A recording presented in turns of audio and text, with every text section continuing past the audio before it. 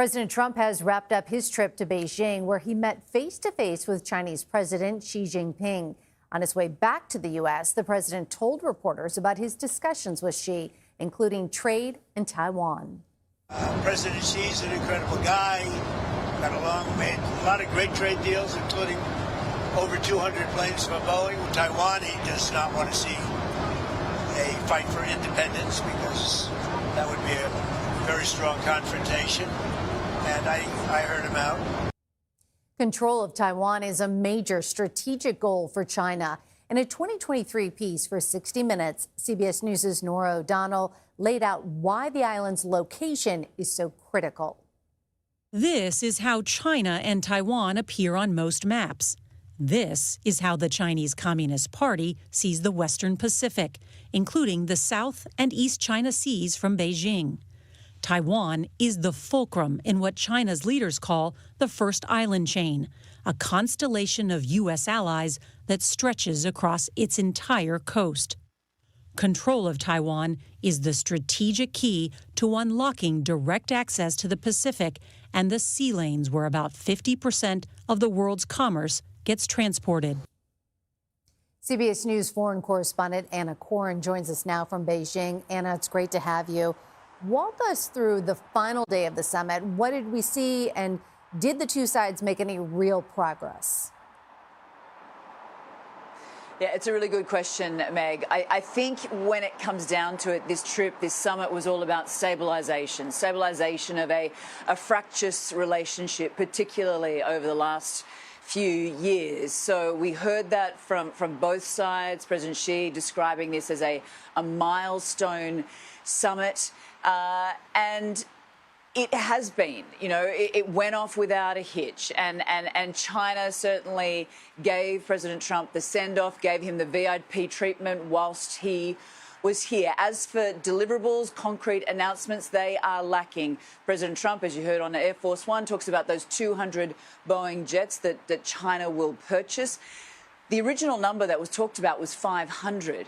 We know that agricultural products are part of the deal, as is the sale of LNG, natural gas. But as for tariffs, the supply of rare earths, export controls and advanced semiconductors, these points have been of major contention between these two superpowers, and no, definitive announcements, steps on how to proceed regarding either of those. And we're talking about the trade truce that needs to be extended.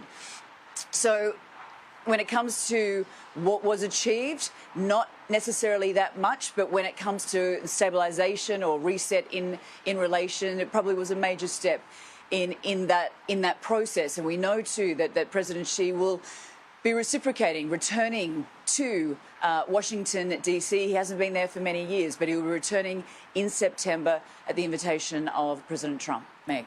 Anna, as you said, no big announcements came out of this, but how is China framing this summit now that it's over? Look, China is definitely heralding this as a success. Shortly after the president took off on Air Force One, the Ministry of Foreign Affairs here posted on X, which obviously you can't access X here in China, but they posted a picture of the plane departing, and the caption said, "A farewell, also a beginning." So, perhaps a bit of a bromance blossoming between President Trump and Xi. There's certainly a lot of respect. That's what we've heard from President Trump. He has great respect, great admiration for Xi. And just the treatment of President Trump here, you know that they hold him in high esteem. From the analysts that we have spoken to, what they like about President Trump, even though he can be highly unpredictable, is that you see what you get. So they know what they are dealing with in their conversations with President Trump. And he was also very respectful whilst he was here. Obviously had limited contact with the press and with his social media. But other than that, for China, this is a huge step forward.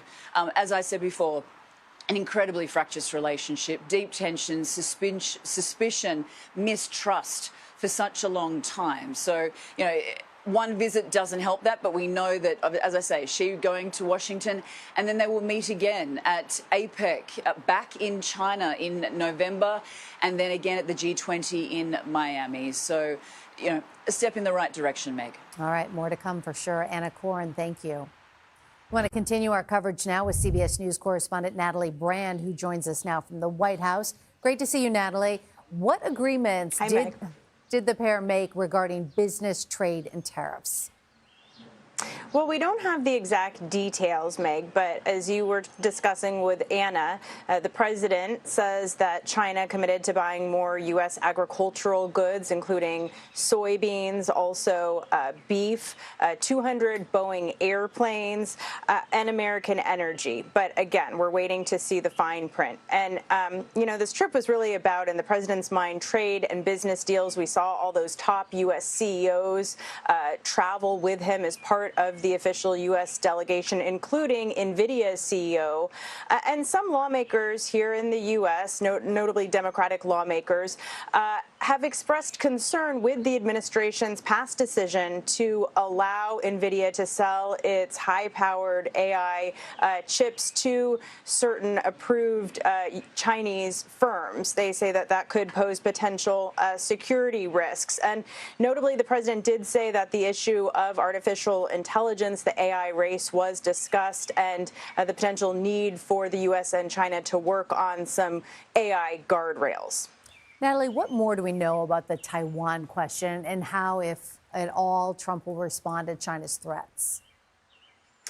Yeah, the president tried to downplay the tensions around this issue. He was asked specifically about China's very blunt warning about potential conflict or clashes if this issue is not handled properly. And he said that he does not believe Xi wants a fight or a confrontation. The president was also asked very directly if the U.S. would defend Taiwan if it came to that. And he said he's not going to say he's the only person who knows. We also know that the question of a multi-billion-dollar arms sale package to Taiwan has been on hold. Lawmakers have been pressing the administration on, why the president seems to be stalling on that. He said that was discussed, and he would also be making a decision soon, Meg. All right, Natalie Brand for us at the White House. Thank you.